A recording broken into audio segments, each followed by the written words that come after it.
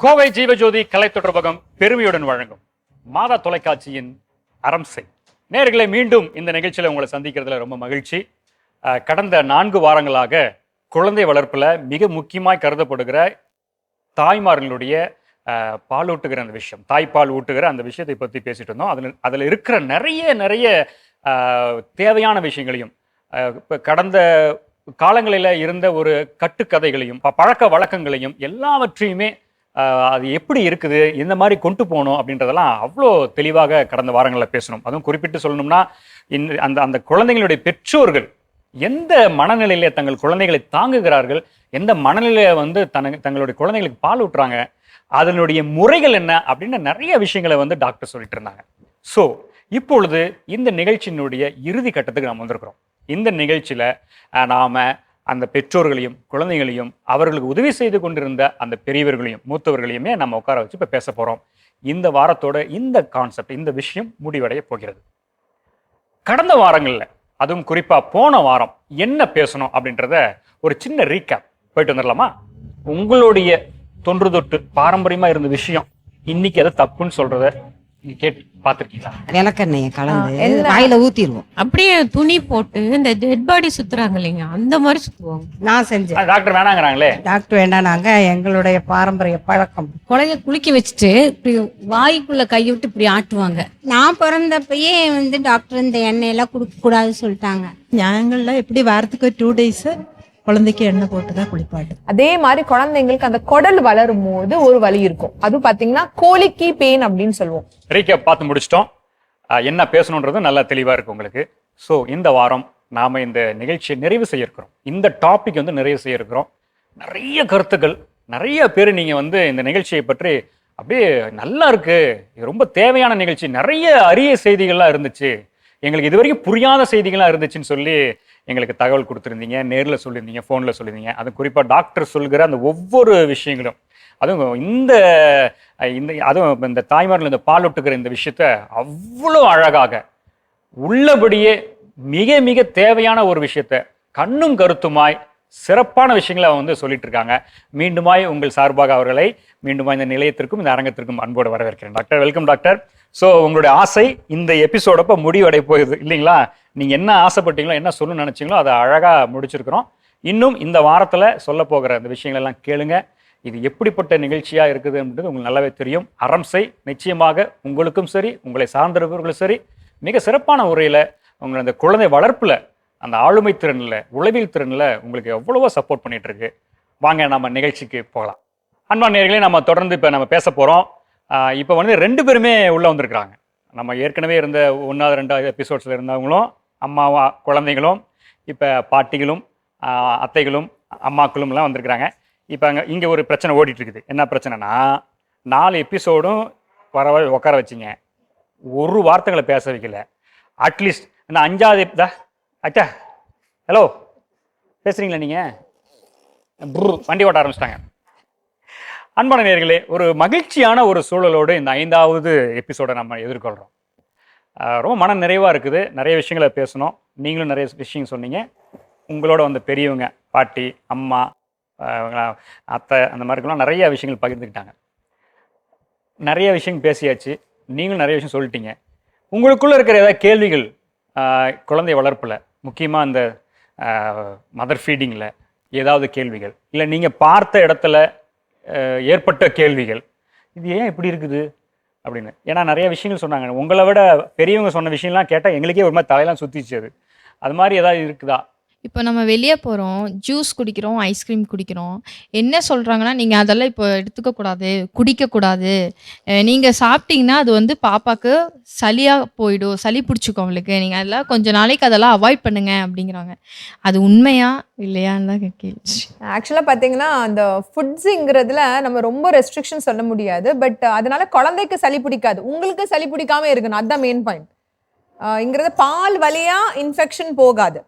வைரஸ்ங்கிறது சளி உங்களுக்கு பிடிச்சா உங்களுக்கு மூக்குலேருந்து ஒழுகும். ஸோ மூக்குலேருந்து ஒழுகும், நீங்கள் பாப்பாவை ஹேண்டில் பண்ணும்போது அந்த ஒரு வைரஸ்லேருந்து பாப்பாவுக்கு சளி பிடிக்குமே தவிர உங்களோட பால் வழியா எந்த இன்ஃபெக்ஷன் வராது. ஓகே, உங்களுக்கு இப்போ அதுக்கிட்டு 4 ஐஸ்கிரீம் சாப்பிடணும்னு சொல்ல வரல. அதுக்கப்புறம் நல்ல வார்ம் வாட்டர் குடிச்சுக்கலாம். பட் மில்க் வழியா இன்ஃபெக்ஷன் ஸ்ப்ரெட் ஆகாது. Very few infections. சரிங்களா? தலைக்கு குளிச்சுட்டு வந்த உடனேயே அந்த பாலை வந்துட்டு புளிஞ்சு விட்டு தான் கொடுக்கணும் அப்படின்னு சொல்றாங்க. ஓகே. அது அதுவும் மேபி சளி பிடிக்கும்னு சொன்னாங்களா? ஆமா. See, அந்த மாதிரி எதுவுமே ஆகாது. ஆக்சுவலாக குளிச்சுட்டு வந்ததுக்கு அப்புறம் நீங்க நல்லா ஹாட் வாட்டர் பாத் எடுத்தீங்கன்னா உங்களோட பிரெஸ்ட் எங்க அந்த ஹார்டா இருக்கிறது எல்லாமே சாஃப்ட் ஆயிரும். அப்ப நல்ல ஃபீட் வரும். ஆக்சுவலா நீங்க கண்டிப்பா அது கீழே போடணும்னு தேவையில்லை. நல்லா ஃபீட் பண்ணிக்கலாம். நீங்க ப்ரெஸ் பண்ணிட்டீங்கன்னா என்ன ஆகும், தண்ணி பாலெல்லாம் வெளியே வந்துடும். அப்புறம் பாப்பாக்கு தேவையான அந்த ஒரு தாகமோ அந்த மினரல்ஸ் எல்லாம் கிடைக்காது. ஸோ கண்டிப்பா நீங்க ஃபீட் பண்ணீங்கன்னா 2 ஃபீடு கொடுக்கணும். அப்படி எதுவும் வெளியே விடணும் அப்படியெல்லாம் எதுவுமே இல்லை. டாக்டர், பெரியவங்க சொன்னாங்கன்னு சொல்லி கிரேப் வாட்டர் வந்துட்டு வாங்கி வச்சுருந்தோம். அதுக்கப்புறம் டாக்டர்கிட்ட கன்சல்ட் பண்ணப்போ வந்துட்டு கொடுக்க வேணாம் அப்படின்னு சொன்னாங்க. அது என்ன ரீசனுக்காக? அந்த கிரைப் வாட்டர்ல பாத்தீங்கன்னா அதுக்குள்ள இருக்கிற கண்டென்ட் சம்டைம்ஸ் எங்க குழந்தையோட வளர்ச்சிக்கு பிரச்சனை வர சான்சஸ் இருக்குதுன்னு சொல்றாங்க. எட் டைம் பிரெயினோட க்ரோத்தோட டெவலப்மெண்ட்டுக்கும் அது தேவையில்லை. ஏன்னா எல்லாமே 6 months வரைக்கும் ஏன் நம்ம தாய்ப்பால் மட்டும் சொல்றோம், மாட்டுப்பால் வேற விஷயம்ல சொல்றது இல்லை. ஏன்னா அது குடலுக்குள்ள அதை எடுத்து அதை வெளியே போட முடியாது.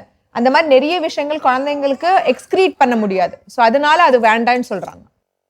அது சொன்ன மாதிரி அது நிறைய தூங்க வைக்கிறதுக்கான ஏதோ நிறைய இதா இருக்கும். ஆமா, அது கொஞ்சம் பாப்பா கொஞ்சம் சூத் பண்ணி தூங்கும் அப்படிம்பாங்க. பட் அது இப்போதைக்கு மெடிக்கலி அது நாட் அக்செப்டபிள். அது நிறைய பெற்றோர்கள் வந்து ஒரு ஸ்பூனுக்கு பதிலாக கொஞ்சம் டிஸ்டர்ப் பண்ணாம இருக்கட்டும் 2-3 கொடுத்து படுக்க வைக்கிற கேஸ்ல இருக்கிறாங்க. ஸோ இதெல்லாம் வந்து ஓல்டு மித் எல்லாம் பழைய பாரம்பரியமா அப்படி சொல்லி எங்க தாத்தாக்கு நான் வந்து எனக்கு எங்க அம்மா கொடுத்தாங்க, நான் உனக்கு கொடுத்தேன், இதெல்லாம் பார்த்து ஏமாந்துடாதீங்க. வேற ஏதாவது மேம், இப்போ பொட்டேட்டோ சாப்பிட்டு எனக்கு சேரலன்னா பாப்பாக்கு சேராம போக வாய்ப்பு இருக்கா? பாருங்க, உருளைக்கிழங்கு, பட்டாணி, சாம்பார் பருப்பு இந்த மாதிரி ஐட்டம் எல்லாம் பார்த்தீங்கன்னா நிறைய டைம் கேஸ் வரும். அதனாலதான் எல்லாமே கொஞ்சம் கம்மியா எடுங்கன்னு தான் சொல்லுவோம். பட் உங்களுக்கு அந்த மாதிரி ஏதாவது ஆச்சுன்னா பேபிக்கு அந்த மாதிரி ஆகாது. ஃபர்ஸ்ட் 6 மாசத்துக்கு தாய்ப்பால் கொடுக்கும்போது மஞ்சள் கலர்ல ஒரு நாளைக்கு 20 வாட்டி மோஷன் போறது நார்மல். 5 நாள் போகாம இருந்தாலும் நார்மல். தாய்ப்பால் கொடுக்குற குழந்தைங்களுக்கு சொல்றேன், வேற பாலுங்கிறது வேற. சோ எல்லோ கலரா மோஷன் போக நிறைய பேர் அது என்ன நினைக்கிறாங்க, லூஸ் மோஷன் நினைச்சுக்கிறாங்க. இல்லை, அது உங்களுக்கு லைட் எல்லோ, நீங்க உங்களோட ஷாலோட அந்த லைட் எல்லோ, அந்த எல்லோ கலர்ல மோஷன் தண்ணியா போச்சு அப்படின்னா அது நார்மல், பயப்பட வேண்டாம். ஓகே மேம், இப்போ சாலிட் ஸ்டார்ட் பண்ணிட்டோம் அப்படின்னா எந்த சாலிட்ஸ் கொடுக்கலாம்? அந்த 6 மாசம் வரைக்கும் தாய்ப்பால், 6 மாசத்துக்கு அப்புறம் கண்டிப்பா நீங்க எக்ஸ்ட்ரா ஃபுட் கொடுக்க ஆரம்பிக்கணும். ஸோ அந்த 7th month 6 months கம்ப்ளீட் ஆனதுக்கு அப்புறம் நீங்க ராகி கூழ், அரிசி கூழ், ஃப்ரூட்ஸ் அந்த மாதிரி நீங்க ஸ்டார்ட் பண்ணலாம். நாங்க அதுக்குன்னே ஒரு செப்பரேட் ஷோ பண்ணலான்னு இருக்கோம். ஸோ நீங்க அந்த ஷோல பார்த்து அதுக்கப்புறம் என்ன கொடுக்கலாம் நாங்க சொல்றோம். எனக்கு ஒரு கேள்வி, இப்ப நிறைய மார்க்கெட்ல வந்து பாத்தீங்கன்னா இந்த நிறைய இந்த கிரெயின்ஸ் இருக்கு, இது ஒரு கம்பேலா இருக்கும், இது யூஸ் பண்ணலாம் நல்லதுன்னு சொல்லி மார்க்கெட்ல பண்றாங்க. அதெல்லாம் வாங்கி பயன்படுத்தலாமா? இல்ல அதெல்லாம் பண்றீங்களா? இல்ல வீட்ல ஹோம்மேடா? ஹோம்மேட் தான். செரிலாக் வந்து ஹோம்மேட் தான் கொடுத்தோம் டாக்டர். அப்படிதான் கொடுக்குறீங்களா நீங்க? வீட்டில் அரைச்சுதான் ராகி, சோளம், கம்பு அப்படிலாம் போட்டு கொஞ்சம் பெருசாக ஃபர்ஸ்ட் 6 மாசமும் வெறும் ராகி மட்டும் கொடுப்போம். அப்புறம் அதெல்லாம் சேர்த்து ஹோம்மேடு தான். வீட்டில். சூப்பர். நீங்க எல்லாமே வந்து கழுவி காய வச்சு முளை கட்டினது அது எல்லாத்தையுமே தான் அரைச்சு சத்து மாவா கொடுக்குறது. யாருமே வந்து வெளியில இருந்து வாங்கி அந்த மாதிரிலாம் பண்றதில்ல. ஆனா மோஸ்ட்லி நிறைய பேர் அந்த மாதிரி செஞ்சிடறாங்களே, அது எப்படி? நார்மலா 6 monthsக்கு முன்னாடி எதுவுமே கொடுக்க கூடாது. நிறைய டைம் கோதுமைங்கிறது 9 மாசத்துக்கு அப்புறம் தான் கொடுக்கணும். நிறைய டைம் கோதுமை சீக்கிரமா ஸ்டார்ட் பண்ணிடுறாங்க, அட்வைசபிள் இல்ல. ராகி சேஃப், ராகி, அரிசி இது எல்லாமே சேஃப். இது வெஜிடபிள்ஸ், ஃப்ரூட்ஸ் அதெல்லாம் நீங்க ஸ்டார்ட் பண்ணிக்கலாம். நான்வெஜ்ஜும் 9 மாசத்துக்கு அப்புறம் தான். நான்வெஜ் ஃபுட்டும் ஆஃப்டர் 9 months வீட்டில் பண்ணி கொடுக்கறது பெட்டர். ஏன்னா வெளியே இருக்கிற ஃபுட்ஸ்ல நிறைய டைம் நமக்கு சுகர் நிறைய இருக்கு, சர்க்கரை கண்டென்ட் நிறைய இருக்கிறனால சம்டைம்ஸ் குழந்தைங்களுக்கு அந்த ஸ்வீட் ஃபுட் தேவை. 1 வயசு வரைக்கும் சர்க்கரை, உப்பு எந்த சாப்பாடுல கலக்கணும் தேவையே இல்லை. குழந்தை சாப்பிடாத, டேஸ்ட் தெரியாத நம்மளாதான் கொடுக்குறோம். ஓகே, எந்த குழந்தையும் சாப்பிடும். ஃபர்ஸ்ட் பர்த்டேக்கு அப்புறம் நீங்க, ஏன்னா அவங்க கிட்னிஸ் இன்னும் க்ரோ ஆகல, அதனால அது வெளியே போறதுக்கு ரொம்ப கஷ்டப்படும். அதனால நம்ம நிறைய சர்க்கரையோ கல்கண்ட நிறைய கேட்பாங்க, எதுவுமே தேவையில்லை. குழந்தை கண்டிப்பா சாப்பிடும். 1 வயசுக்கு அப்புறம் நீங்க சால்ட் அண்ட் சுகர் ஆட் பண்ணிக்கலாம். பாப்பாக்கு வந்து சூ பண்ண முடியாது இல்லைங்களா? ஸோ அப்போ அப்படியே சாப்பிட்றதுனால அந்த மோஷன்ல கூட it is the same. So அது டைஜஸ்ட் ஆகலை அப்படின்னு எடுத்துக்கலாமா? இல்லை அது ஒன்றும் ப்ராப்ளம் இல்லைம்மா. நார்மலாகவே அந்த, ஏன்னா அவங்க இன்னும் அதை சூ பண்ணி ஃபுல்லாக ஸ்வாலோ பண்ண முடியல, அதனால ஃபுல்லாக மோஷனில் வரும். அதனால ஒரு பயப்பட வேண்டாம். அது அப்படியே நீங்கள் ஃபுட்டு கண்டினியூ பண்ணுங்க. 2வது லூஸ் மோஷனோ வாந்தி அந்த மாதிரி கண்டிப்பாக வரும். அதுக்கின்ட்டு ஸ்டாப் பண்ணாதீங்க. ரிவர்ஸாக எப்போவுமே போகக்கூடாது. நீங்கள் ஃபுட்டு கொடுத்துட்டு இருக்கீங்க, லூஸ் மோஷன் வருது, எதா வருது, என்ன பண்ணுவீங்க, எல்லாரும் ஸ்டாப் பண்ணிட்டு ரிவர்ஸாக போயிடுவீங்க. திருப்பி பாலோ தண்ணியோ கூழு அந்த மாதிரி திருப்பி ரொம்ப டோன்ட் டூ தட். அது ஒரு 1 day or 2 daysல ரெடி ஆயிரும். ரெடி ஆனதுக்கப்புறம் திருப்பி கண்டினியூ பண்ணுங்க. என்ன பண்ணுவாங்க 3-4 months கொடுக்கறதே இல்லை. அதுக்கப்புறம் பாப்பாக்கு அது திருப்பி ஃபீட் பண்றதுக்கு ரொம்ப கஷ்டம். ரெண்டாவது முக்கியமான ஒரு விஷயம், ஜுரம் இருக்கிற டைம், சிக்கா இருக்கிற டைம்ல நம்ம அதிகமா சாப்பாடு கொடுக்கணும். அந்த டைம்ல நம்ம யாரும் கொடுக்கறதே இல்லை. அப்ப நம்ம மேக்ஸிமம் கொடுக்கறது பாலும் ரச சாதம் தான். ஆக்சுவலா சிக்கா இருக்கும்போது, ஃபீவர் இருக்கும்போது எல்லாமே நல்லா எக்ஸ்ட்ரா ஃபீடு, நல்லா தண்ணி கொடுக்கணும், நல்ல ஜூஸ், நல்ல ஆஹாங்கல், நான்வெஜ் சூப் எல்லாமே. அதை நான் சொல்றது ஆஃப்டர் 9 months அது எல்லாமே கொடுக்கணும். சிக்கா இருக்கிற டைம்ல எல்லாரும் பேக்வர்ட்ஸ் போயிடுறீங்க. ஆக்சுவலா அந்த டைம்ல தான் நல்லா கொடுக்கணும் பேபிக்கு, அப்போதான் தேவை. குழந்தை ஏந்திரிச்ச உடனே காலையில் உச்சந்தலையில் எண்ணெய் வைக்கணும் அப்படின்னு சொல்கிறாங்க. ஆனால் இப்போ வந்துட்டு டாக்டர்ஸ் ஒரு சில பேர் அது பண்ணக்கூடாது அப்படின்னு சொல்கிறாங்க. அது என்ன கான்செப்டுக்காக மேலே தலை எலும்புடனே போட சொல்கிறாங்கன்னு எனக்கு தெரியல. மைல்டாக ஒரு மசாஜ் பண்ணி பேபியோட ப்ளே பண்ணுறது, that is more of bonding. அது நீங்கள் பண்ணலாம் மைல்டாக, சும்மா ஜஸ்ட் இப்படி பண்ணி ஒரு பாத் கொடுக்குறதுல எந்த பிரச்சனையும் இல்லை.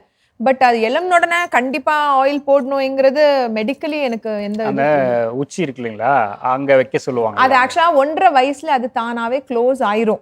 ஆன்டீரியர் அது ஓப்பனாக தான் இருக்கும். அது சீக்கிரமாக நீங்கள் என்ன பண்ணி க்ளோஸ் பண்ண முடியாது.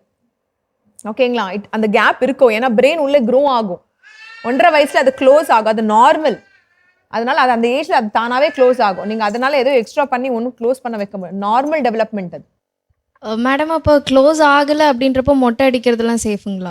ஆமாம், நிறைய பேர் பார்த்தீங்கன்னா சில ரிலிஜன்ஸ்லாம் பார்த்தீங்கன்னா 30th day கூட இருக்காது. உங்களுக்கு ஆல்ரெடி அவங்க பண்ணுவாங்க. அது அவங்க பண்ணுறவங்க சேஃபாக பண்ணுவாங்க. அந்த இடத்த மட்டும் கேப் விட்டு பண்ணிடுவாங்க. அவங்க சேஃபாக பண்ணிடுவாங்க. எவ்வளோத்துக்கு நீங்கள் அவாய்ட் பண்ண முடிச்சு பண்ணிக்கிங்க. அப்படி இல்லைன்னா ப்ரொஃபஷனல் கண்டிப்பாக பண்ணிடுவாங்க. ஃபர்ஸ்டெல்லாம் இந்த சாம்பிராணி யூஸ் பண்ணுவாங்க. இப்போல்லாம் அந்த மாதிரி பண்ணுறதில்ல, யாரும் அட்வைஸும் கொடுக்கறது இல்லை. அதான் அது நாங்கள் லாஸ்ட் எபிசோட்லேயே நான் சொல்லியிருக்கேன்.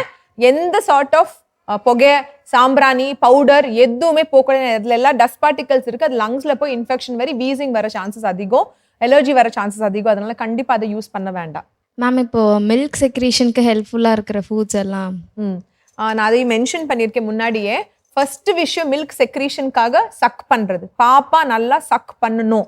எவ்ரி 2 hours 2 மணி நேரத்துக்கு ஒரு தடவை கண்டிப்பாக பேபி சக் பண்ணணும். அப்போ தான் உங்களுக்கு மில்கோட ரிஃப்ளெக்ஸுங்கிற பிரெயின்லேருந்து உங்களுக்கு வந்து வரும். செகண்ட்ங்கிறது மதர்ஸுங்கிற ஸ்ட்ரெஸ் ஆகாமல் இருக்கணும், டென்ஷன் ஆகாமல் இருக்கணும்.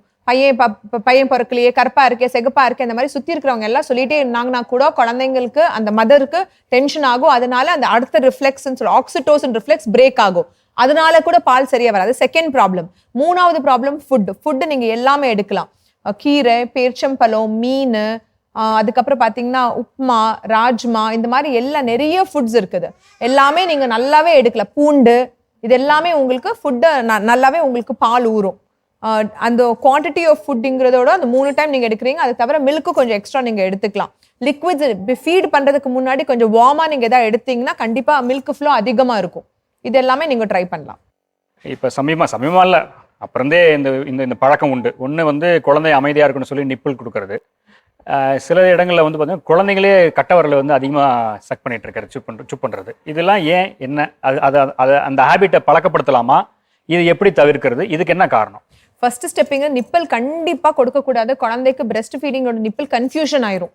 ஏன்னா அந்த ரப்பர் நிப்பிளுக்கும் நம்மளோட நிப்பிளுக்கும் டிஃப்ரென்ஸ் இருக்குது. ஸோ நம்ம என்ன பண்ண நிறைய டைம் அது ஒரு ஹேபிட் ஆயிருக்கு. இப்போ அது ஒரு ஃபேஷன் மாதிரி ஆயிடுச்சு. அது கொடுக்கும்போது என்ன ஆகுது, நிப்பிள் கன்ஃபியூஷன் ஆகி திருப்பி அவங்க பிரெஸ்ட் ஃபீட் சரியா எடுக்க மாட்டேங்கிறாங்க குழந்தைங்க. ரெண்டாவது நீங்கள் அந்த மாதிரி ஏதாவது கொடுத்தீங்கன்னா கூட அந்த 8 மாதம் 9 மாதத்து டைம்லேயே எடுத்துடணும். இல்லைன்னா பேச்சு டிலே ஆகுது. ரைட். ஸோ கண்டிப்பாக ஃபர்ஸ்ட் அண்ட் ஃபார்மோஸ்ட் அது அட்வைசபிளே இல்லை ஃபர்ஸ்ட் ஸ்டெப். ரெண்டாவது நம்ம பார்த்தோம்னா கை சூப்புறது. சில குழந்தைங்களுக்கு அந்த கை ஃபுல்லாக வாயில வைக்கிறது, கை சூப்புறது இருக்குது. அது நம்ம ஒரு சில குழந்தைங்களுக்கு மட்டும் 10% குழந்தைங்களுக்கு அது ஒரு ஹேபிட் ஃபார்மேஷன் வந்து கண்டினியூ ஆகும். ஸோ சின்ன வயசுல நிறைய டைம் நான் என்ன சொல்ல, பேபிஸ்க்கு அந்த நம்ம ஹேண்ட் க்ளவ் இருக்கு இல்லைங்களா, ஹேண்ட் க்ளவ் நீங்கள் போட்டுக்கலாம். அதை வச்சு நீங்கள் அவங்கள விளையாட வச்சுக்கலாம். எவிடென்ட்டாக அவங்க ஸ்டார்ட் பண்ணும்போதே கொஞ்சம் கையை நீங்கள் எடுத்து வச்சுக்கலாம். நான் பார்த்துருக்கேன் ஒரு 5% குழந்தைங்க up to 2nd birthday 3rd birthday போகிறாங்க. கொஞ்சம் பெருசான குழந்தைங்களுக்கு வேற மெத்தட் இருக்கு. அந்த தம்முக்கு சுற்றி உங்களுக்கு ஒரு மெடிசன் மாதிரி இருக்குது, அது போட்டாலாம் ஸ்டாப் ஆயிரும். அதை நம்ம அந்த ஸ்டேஜில் பார்த்துக்கலாம். சின்ன வயசுல நீங்கள் அந்த ஹேண்ட் க்ளவ் போட்டாலே கம்மியாயிருது. அதுக்கப்புறம் ஹங்கர் கியூஸ்ன்னு சொல்ல, பசி ஆகும்போது குழந்தைங்க ஒரு கை உள்ள வச்சு ஒரு ஹெட் டர்ன் பண்ணுவாங்க. அதுதான் ஹங்கர் கியூ. நீங்கள் அந்த கியூ ஆஸ் அ மதர் நீங்கள் சீக்கிரமாக கண்டுபிடிச்சிட்டிங்கன்னா நார்மலாக அவ்வளோ சீக்கிரம் தம் சக்கிங் போகாது. இப்போ பேபி வந்துட்டு பிரெஸ்ட்ல மில்க் குடிக்கும் போது ஒரு சில டைம் ரொம்ப பைட் பண்ணிடுறாங்க, அது பெயின் ரொம்ப அதிகமாகுது. அது அது எப்படி ஸ்டாப் பண்றது அந்த மாதிரி பைட் பண்ணாம? நார்மலா பைட்டிங் அப்படியே டீதிங் டைம்ல வருமா? நார்மலா அந்த 8 மந்த்ஸ்ல உங்களுக்கு டீதிங் பைட்டிங் வரும். அதுக்கு என்ன பண்ணலாம்னா, நீங்க நார்மலாவே இந்த கேரட் எல்லாம் இருக்குல்ல, முழுசா சீவி நீங்க கையில கொடுங்க. அந்த டீதிங் டைம்ல ஃபீடு பண்றதுக்கு, இப்போ ஃபீடிங்ங்கிறது ஒரு பார்ட், டீதிங்ங்கிறது ஒரு பார்ட். அதனால நீங்க அந்த ஃபீட் பண்றதுக்கு முன்னாடி அந்த அது கொஞ்சம் சூத் பண்ணணும். கொஞ்சம் ஐஸா கொடுத்தீங்கன்னா கொஞ்சம் இது கூல் ஆகும். ஸோ காம் டவுன் ஆனா உங்களுக்கு இந்த ஃபீட் ஆகும்போது பைட் பண்ண மாட்டாங்க. So before feeding you give all that. இந்த டீதிங் டாய்ஸே நிறைய வருது. நான் நார்மலா இந்த மாதிரி கேரட், பிரெட் ஸ்டிக் அந்த மாதிரி எல்லாம் கொடுப்பேன் குழந்தைங்களுக்கு. டாக்டர், இந்த சும்மா இப்போ ஃபீட் பண்ணி ஏப்பம் வந்துடும். ஏப்பம் வந்ததுக்கப்புறம் கையோடவே அந்த கதக்கலும் வருது, அடிக்கடி கதக்கிறது வருது. அது ஏன்? அது எப்படி ஸ்டாப்? நார்மலா பாத்தீங்கன்னா குழந்தைங்களுக்கு அந்த கேஸ்ட்ரோஎசோஃபேஜிக் ரிஃப்ளக்ஸ்ன்னு சொல்லுவாங்க. இங்க ஒரு வால்வ் இருக்கும். அந்த வால்வ்ங்கிறது இன்னும் டெவலப் ஆகாது. அதனால பால் குடிக்கும் போது எல்லாமே டப்புன்னு வெளியே வந்துடும். ஸோ ஃபர்ஸ்ட் இப்போ குழந்தை ப்ராப்ளி ஃபாஸ்டா ஃபீட் பண்ணுது. ஸோ நீங்க கொஞ்சம் பிரேக் பண்ணி ஃபீட் பண்ண வைக்கலாம். அது ஒண்ணு. ரெண்டாவது, நிறைய டைம் எல்லா குழந்தைங்களுக்கு ஏப்போ வராது. அதனால நீங்க மேல எல்லாம் வச்சாலும் குழந்தைக்கு ஏப்போ வராது. அப்ப நீங்க பெரிய தல்வான், நம்ம படுக்கிற தல்வானி இருக்கு இல்லைங்களா, இடுப்பு வரைக்கும் வச்சு சைடா சாச்சு வச்சிங்கன்னா உங்களுக்கு அந்த அந்த ஹெட் ஹிப்பு வரைக்கும் மேலே வரணும். கால் மட்டும் தான் கீழே இருக்கணும். சைடில் 2 பில்லை வச்சிங்கன்னா அப்படியே தான் வந்தாலும் சைடில் தான் வரும். கொஞ்சம் ரேஸ்டாக இப்படி இருக்கணும். நம்ம எவ்வளோ நீங்கள் துணி தொட்டில் போட்டால் திருப்பி கீழே தான் வரும் பாப்பா. ஹெட் இப்படி இருக்கக்கூடாது, ஹெட் இப்படி இருக்கணும். அப்போ உங்களுக்கு அந்த ஒரு இந்த இதில் ஆங்கிளில் இருக்கும்போது பால் வெளியே வராது. நீங்கள் இப்படி போட்டிங்கன்னா பால் வெளியே வரும். மேம், போஸ்ட் டெலிவரி கூட கால்சியம் டேப்லெட்ஸ் எடுத்துக்க சொல்கிறாங்க. கண்டிப்பாக எடுக்கணும் மேம். அது இப்போ எனக்கே டெலிவரி அப்போயே இந்த கேல் பிளாடரில் வந்து ஸ்டோன் இருந்தது. அதனால வந்து ப்ராப்ளம் ஆகுமா? இல்லை, உங்களுக்கு கேல் பிளாடர் ஸ்டோன்ஸுக்கும் கால்சியமுக்கும் சம்பந்தம் இல்லைம்மா. கிட்னி ஸ்டோன்ஸ் கால்சியம் தான் சம்பந்தம் இருக்குது. Gall bladder stones has got nothing to do with calcium. Feed பண்ணும்போது உங்களோட அயனும் கால்சியம் கம்மி ஆகும். அதனால கண்டிப்பா நீங்க எக்ஸ்ட்ரா எடுக்கணும். ஐதர் இன் மில்க் ஃபார்ம், பன்னீர் அந்த மாதிரி எல்லாம் கூட நீங்க எடுக்கலாம். கால்சியம் எக்ஸ்ட்ரா எடுத்துக்கிட்டீங்கன்னா பேபியோட டீத் வரதுக்கு, போன்ஸுக்கு உங்களோட இது கம்மியாக இருக்கிறதுக்கு தேவை. Okay ma'am. கிட்னில ஸ்டோன்ஸ் இருந்தா we normally avoid. அதுல கால்சியம்ல நிறைய டைப்ஸ் இருக்குமா. அதுக்குன்னு we have a separate type which we give. So இப்போ நான் வந்து டேப்லெட்ஸாக எடுத்துக்கிறது பெஸ்ட். கண்டிப்பா எடுத்துக்கலாம். ஓகே.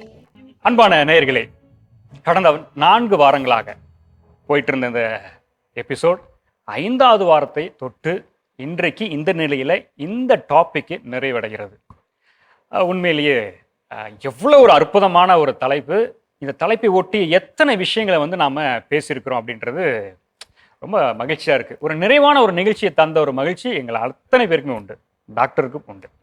இங்கே இருந்த அத்தனை பேருமே எவ்வளோ அழகாக இதை வந்து எக்ஸ்பிரஸ் பண்ணாங்க, பேசுனாங்க. அதாவது நம்ம வழக்கமாக சொல்லுவோம், குழந்தை வளர்ப்பு நிலையில் வந்து மதர் ஃபீடிங், தாய்ப்பால் ஊட்டுக்குது ரொம்ப முக்கியமான விஷயம் சொல்லி, அதை உள்ளபடியே ஒரு மாதிரி இது நடைமுறையில் இருக்கிறது தானே, தொன்று தொட்டு ஆதி காலத்துலேருந்து முதல் மனிதரை பொறுத்துலேருந்து இது அப்படியே சாதாரண வர்றது தானே அப்படின்னு சொல்லி நம்ம கடந்து போயிட்டு இருக்கோம். ஆனால் இந்த வாரங்களில் நம்ம பேசின விஷயங்கள் தான், அட இதுக்குள்ள இத்தனை விஷயங்கள் இருக்குதா. ஒரு குழந்தையினுடைய உடல் வளர்ச்சிக்கு மட்டும் தாய்ப்பால் கிடையாது, அதை சார்ந்து அதை தாண்டி அவளுடைய உளவியலாக இருக்கட்டும், அறிவு சார்ந்த விஷயமா இருக்கட்டும், ஏன் மொழி சார்ந்த விஷயமா இருக்கட்டும், அந்த குழந்தை எழுந்து நடக்கிற அந்த இதுல இருந்து அவ்வளோ முக்கியமாய் கருதப்படுவது இந்த தாய்ப்பால். இதை இன்றைய காலகட்டத்தில், இன்றைய ஜெனரேஷன், இந்த தலைமுறை எப்படி அதை எடுத்துட்டு இருக்கிறாங்க, எந்த மாதிரியான பழக்க வழக்கங்கள் இருக்காங்க அப்படின்றத நம்ம பேசணும். அதில் இங்கே இருந்த பங்கு பெற்ற அத்தனை பேருமே ரொம்ப அழகாக பேசினாங்க. நிறைய சந்தேகங்கள் இருந்துச்சு, அந்த சந்தேகங்களுக்கான விளக்கங்கள் இருந்துச்சு, மிக அற்புதமாக இருந்தது. அதுவும் குறிப்பிட்டு சொல்ல போனால் நம்ம பெரியவங்க பேசின அந்த எபிசோடு வந்து ரொம்ப அற்புதமாக இருந்தது இல்லைங்களா. அவங்களுடைய கடந்த கால நிகழ்வுகள், ஏற்கனவே பழமை பேசி கொண்டிருந்த விஷயங்கள், அது இன்றைக்கு எப்படி மாற்றப்பட்டிருக்கிறது. அவங்களே ஒரு வார்த்தை சொன்னாங்க, டாக்டர் சொல்றதை நாங்கள் ஏற்றுக்கிறோம், டாக்டர் சரியா சொல்லிட்டு இருக்காங்க. அந்த காலத்தில் அப்படி இருந்துச்சு. நான் இப்படி நினைக்கிறேன், ஒருவேளை அந்த காலத்தில் மருத்துவர்களுடைய தேவைகள் அதிகமாக இல்லை, மருத்துவர்கள் இல்லை, அதனால கூட அன்றைக்கு வந்து அது அப்படியே இவங்களா இந்த கை வைத்தியம் சொல்ற மாதிரி செஞ்சுட்டு இருந்தாங்க. ஆனால் இன்னைக்கு அது எவ்வளவோ தவறாக போயிட்டு இருக்கு, அது சரியில்லை அப்படின்றத அவங்க புரிஞ்சுக்கிட்டாங்க. ஏன்னா குழந்தை வளர்ப்புல வந்து இது ரொம்ப கவனிக்கப்பட வேண்டிய விஷயம். இங்கே நிறைய பேர் உள்ள வருவாங்க, நீ அதை செய், நீ இதை பண்ணு, குழந்தைக்கு இந்த செய்யுங்க, அதை செய்யுங்க, எல்லாருமே சொல்லுவாங்க. ஆனால் அந்த தாய்க்கு மட்டும்தான் தெரியும். அந்த தாயோடு இருந்து அந்த குழந்தை வளர்ப்பில் உடன் இருக்கிற அந்த உறவுகளுக்கும், குறிப்பாக சொல்ல போனால் அம்மாக்கள், பாட்டிங்க, இவங்களோட அந்த வளர்ப்பு நிறைவு பெறுவதில்லைன்னு டாக்டர் அழகாக சொல்கிறாங்க. அவங்களுடைய ஹஸ்பண்ட்ஸ், கணவன், அவங்களோட ரோல் எவ்வளோ முக்கியம், தாத்தா அவங்களுடைய ரோல் எவ்வளோ முக்கியன்றத சொல்லும் பொழுது நம்ம இதெல்லாம் என்ன நினச்சிட்டு இருந்தோம், குழந்தை பிறந்துரும், அந்த அம்மா வந்து பார்த்துக்குவாங்க, சொன்ன மாதிரி ரூமில் வச்சு இருட்டில் ரூமில் வச்சிருவாங்க, அவங்க பாட்டு அதை வளர்த்துக்குவாங்க அப்படின்றதெல்லாம் கிடையாது. இன்றைய காலகட்டத்தில் குழந்தை வளர்ப்புக்கு தாய்ப்பால் ஊட்டுதல் எவ்வளோ அவசியமோ அதே போல அந்த சுற்றுச்சூழல், அந்த என்விரான்மெண்ட்ல இருக்கிற அத்தனை உறவுகளுமே மிக மிக முக்கியம். இதுதான் இந்த நிகழ்ச்சியினுடைய அடிநாதம். அப்போ குழந்தை வளர்ப்பு என்பது பெற்றெடுத்த தாயோடு மட்டும் நின்று விடுவதில்லை, பெற்றெடுத்த தாயினுடைய தாய்ப்பால் ஊட்டுவதோடு நின்று விடுவதில்லை. அதை தாண்டி அவர்கள் சமூகம் சார்ந்தா இருக்கட்டும், உளவியல் சார்ந்ததா இருக்கட்டும், அந்த நம்பிக்கையை அளிப்பது, அந்த குழந்தை வளர்ப்புல வந்து அந்த என்ன சொல்றது, எல்லா பாசிட்டிவ் ஆட்டிடியூடும் அந்த குழந்தை கொடுக்கறது அப்படின்றதுலாம் ரொம்ப பெரிய விஷயம். அதனாலதான் நம்ம வீடுகளில் வந்து இன்னமும் கூட காலங்களில் தாத்தா வந்து தோல்ல போட்டுட்டு கதை சொல்றதும், பாட்டிகள் மடியில வச்சுக்கிட்டு பாட்டு பாடுறதும், அப்பாக்கள் இன்னைக்கெல்லாம் இப்போ அப்பாக்கள்லாம் நல்லா இப்போ அந்த ஒரு பேண்டு மாதிரிலாம் வந்துருச்சு, இப்போ ஒரு மாதிரி பேக் மாதிரி வந்துருச்சு, கங்காரு ஃபாதர் மாதிரி டாக்டர் அடிக்கடி சொல்லுவாங்க. இப்போ அது வந்து ரெடிமேடாகவே கிடச்சிருச்சு. அதில் அந்த குழந்தைங்களை வச்சுக்கிட்டு அவங்க நடந்து போகிறது, எவ்வளோ ஒரு அந்யோன்யங்களை வந்து இன்றைக்கு வந்து உலகம் உருவாக்கி இருக்குது.